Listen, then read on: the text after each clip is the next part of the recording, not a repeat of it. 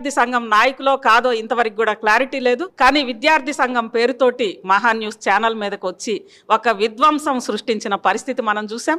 ఇది ఆరంభం మాత్రమే. స్వయంగా కేటీఆర్ గారి అధికారిక ట్విట్టర్ నుంచి ఇది ఆరంభం మాత్రమే అని చెప్పి చెప్పడము, అసలు ఇక్కడ నుంచి తరిమి కొడతామని చెప్పడము, ఒక రకంగా ఇప్పటికీ భయభ్రాంతులు చేసే విధంగా వాళ్ళు పెడుతున్న ట్వీట్స్ గానీ, వాళ్ళ బెదిరింపులు గానీ, వాళ్ళ ట్రోలింగ్స్ గానీ, స్వయంగా మహా న్యూస్ చైర్మన్ వంశీ గారిని చంపేస్తామనంటూ ఆయనకి స్వయంగా ఫోన్లు చేసి బెదిరించడము, ఇవన్నీ కూడా ఈ రోజు ఏంటి, ఈ సంస్కృతి ఏంటి, అసలు ఎటుపోతున్నాము? ఇదే అంశానికి సంబంధించి మహా న్యూస్ ఈ రోజు రౌండ్ టేబుల్ నిర్వహిస్తోంది. భావ ప్రకటన స్వేచ్ఛ మీద జరుగుతున్న దాడికి సంబంధించి ఈ రౌండ్ టేబుల్ ని కోదండరామ్ సార్ గారు ప్రారంభిస్తారు. చూసిన మీడియాకు, రాజకీయ కార్యకర్తలకు, సామాజిక కార్యకర్తలకు ఘర్షణ జరిగిన సందర్భాలు, ఘర్షణ జరిగింది కానీ ఎప్పుడు కూడా ఈ రకంగా పాశవికమైన దాడి అయితే జరగలేదు.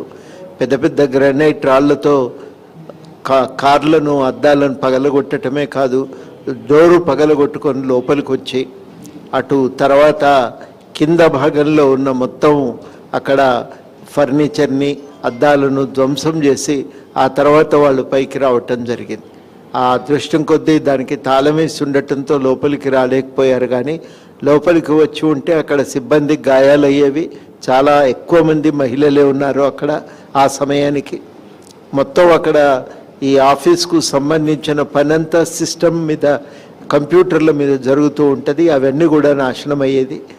కింది నుంచి రాళ్ళు విసరటంతో అప్పటికి కొంత పైకి వచ్చి రాళ్ళు పడి అక్కడొకటి ఇక్కడొకటి కంప్యూటర్లు అయితే పూర్తిగా పాడైపోయినాయి.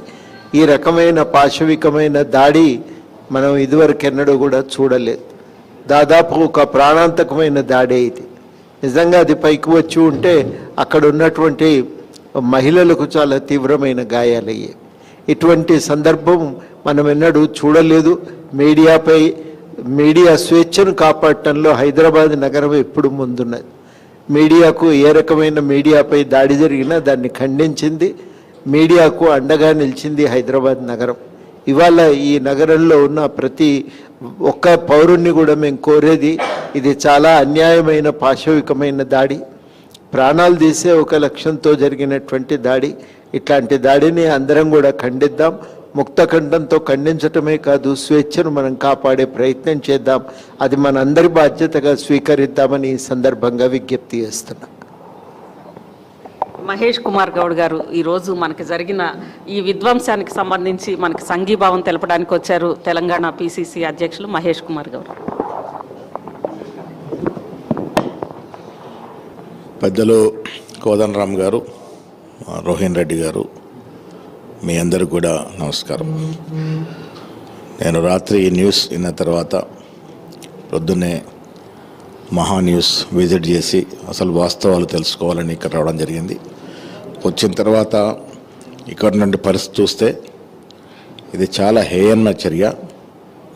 ఇంత దుర్మార్గంగా ఒక టీవీ ఛానల్పై గూండాలు, రౌడీల్లాగా వచ్చి దాడి చేయడం అనేది ఎందుకు ఇలా జరుగుతూ ఉంది, ఎందుకు ఇట్లా టీఆర్ఎస్ నాయకులు తొందరపడుతూ ఉన్నారో అర్థమవట్లేదు. ట్యాపింగ్ కేసులో ఇలా వంశీ గారు మాట్లాడింది, నేను నా వాంగ్మూలం ఇచ్చిన రోజు మాట్లాడినట్టు విషయం. నేను ఆ రోజు కూడా చెప్పినాను, ట్యాపింగ్ జరిగిన తీరు వీళ్ళ అవసరాల కోసము ట్యాపింగ్ ద్వారా వచ్చిన సమాచారాన్ని వాడుకొని ఎన్నికల్లో లబ్ధి పొందాలని చూశారు. అదొక భాగం. కానీ దురదృష్టకరం ఏంటంటే, నేను గతంలో చెప్పినట్టుగా ఇవాళ రాధాకృష్ణ గారు ఏటు ఉన్నటువంటి వ్యక్తి ఇచ్చినటువంటి సమాచారమైన మహిళల్ని,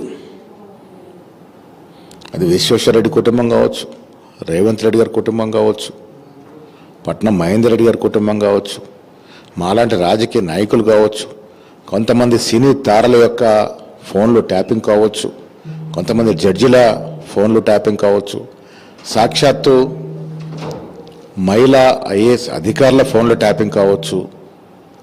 తుదకి వారి పార్టీలు ఉన్నటువంటి నాయకుల మీద నమ్మకం లేకుండా షంపీపూర్ రాజు అంటే కేటీఆర్కి అత్యంత సన్నిహితుడు, అలాంటి వారిపై కూడా నిఘా పెట్టినాము అంటే ఎంత దూరం పోయింది?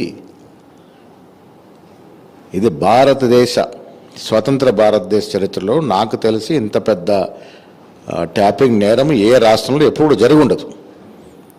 దీని మీద సిట్ విచారణ జరుగుతూ ఉంది. నేను కూడా ఇవాళ అదే అడుగుతా ఉన్నాను. కేసీఆర్ గారు కేటీఆర్ గారు ప్రమేయం లేకుండా ట్యాపింగ్ జరగలేదు. దానికి అనుకూలంగా ఉండటానికి ఒక ఐపీఎస్ అధికారి ఉండాల్సిన చోట ఒక రిటైర్డ్ ఐపీఎస్ అధికారి తన అడుగులకు మడుగులెత్తే ప్రభాకర్ రావు తీసుకొచ్చినారంటేనే ఇది వాళ్ళ వెసులుబాటు కోసం తీసుకొచ్చినట్టు సందర్భం. ట్యాపింగ్ చేసి ట్యాపింగ్ ద్వారా ఒక ప్రైవేట్ సమాచారం, ప్రతి వ్యక్తికి ప్రైవేట్ స్వేచ్ఛ ఉంది. ఆ ప్రైవేట్ స్వేచ్ఛని హరించే హక్కు వీరికి ఎవరిచ్చారు? ఈ హక్కుని కాలరాశారు. దేశ చరిత్రలో పెద్ద నేరం చేశారు. దీనికి బాధ్యత ఎవరు వహించాలి? ఆనాడున్నటువంటి ముఖ్యమంత్రి, మంత్రివర్గం, అధికారులు. వీళ్ళ సోమేశ్వర రెడ్డి గారి మీద కేసు పెట్టాలి, ఆడున్నటువంటి డీజీపీ గారి మీద కేసు పెట్టాలి, legal principal secretary, home principal secretary, వీళ్ళందరూ కూడా దీనికి బాధ్యులే. ఒక ప్రభాకర్ రావు గారు కాదు, రాధాకృష్ణరావు కాదు, వీళ్ళందరూ కూడా బాధ్యులే.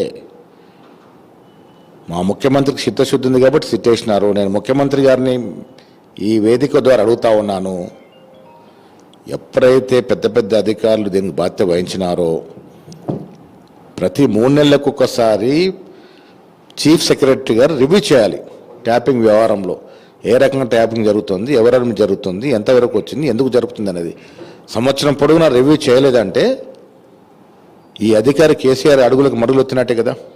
మరి వారు కూడా దీంట్లో దోషులే కదా. వారు కూడా ట్యాపింగ్ చేయాలి. చాలామంది, నేను మళ్ళీ ఇవాళ న్యూస్ వేదిక చెప్తా ఉన్నాను, చాలామంది ప్రైవేట్ జీవితాల్లో ఈ ట్యాపింగ్ వ్యవహారం దూరడం వల్ల కుటుంబాలు చిన్న భిన్నమైనవి. చాలా కుటుంబాల గాథలు బయటకు రాలేదు. నేను సిట్ అధికారులను అడుగుతా ఉన్నాను, ఇలా కోరుతా ఉన్నాను, 650 నంబర్లతో పాటు దాంట్లో ఎంతమంది మహిళలు ఉన్నారు, ఎంతమంది సినీ తారలు ఉన్నారు, ఎంతమంది మహిళా అధికారులు ఉన్నారు, వారి పేర్లు కూడా బయటకు రావాలి. వాళ్ళు వాంగ్యం కూడా తీసుకోవాలి. అప్పుడే దీనికి వాస్తవాలు ఏంటో బయటకు వస్తాయి. ఇవాళ కేసీఆర్ గారు ఎందుకు మౌనంగా ఉన్నారు? రండి, బయటకు చెప్పండి. మీరు చేసినారా చేయలేదా రాష్ట్ర ప్రజలకు తెలవాలి. అదే కదా మరి వంశీ గారు అడిగింది. మీరు చెప్పట్లేదంటే వాస్తవం కూడా మౌనమే అంగీకారం అని మనందరికీ తెలిసినటువంటి సామెత కదా. అదే మాట్లాడినారు. దానికంతా రెచ్చిపోవాల్సిన అవసరం ఉంది. పోనీ జరిగింది దాడి మీకు తెలవో జరిగితే ఏ ప్రజాస్వామ్య దేశంలో ఏ ప్రతిపక్ష పార్టీ అయినా అధికార పార్టీ అయినా జరిగిన వాస్తవాలు తెలుసుకొని ఖండం చేయాలి.